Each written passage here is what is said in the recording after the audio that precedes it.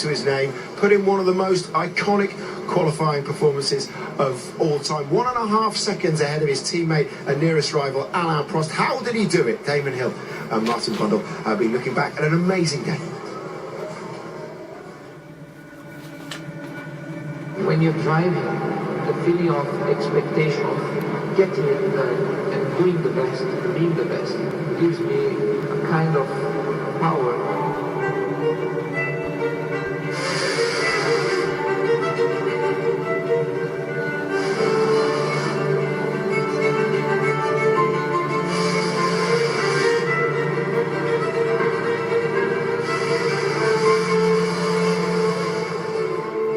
Ayrton got in the groove that day, nearly 1.5 seconds faster than Alain Prost, his teammate, nearly 3 seconds faster than the next best car.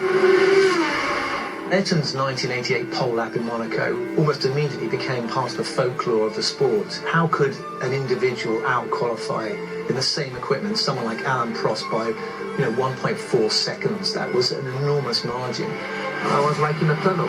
The circuit for me was a tunnel, which I was just going. I had nothing other than going a bit more and more and more and more. He says he actually felt himself out of the car, watching himself drive, and that is extraordinary. I suddenly realized that I was no longer driving it conscious. I was kind of driving it by instinct. Every racing driver wants to know how to go faster, and of course Ayrton, I think, pushed himself deeper and deeper into the places that most of us fear to tread. Suddenly something just kicked me and I kind of woke up and I realized that I was in a very different atmosphere than you normally are. And I just, immediately, my reaction was back off, slow down. It frightened you a little bit? Yes. That experience?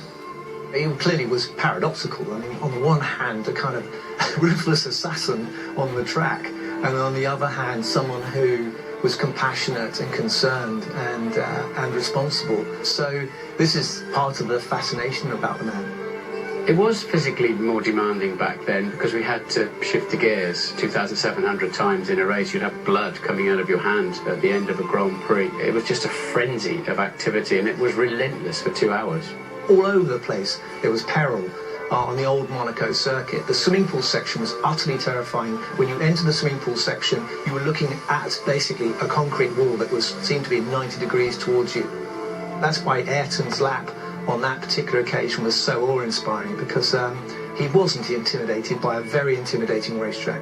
Some moments when I am actually driving just detach me completely from anything else.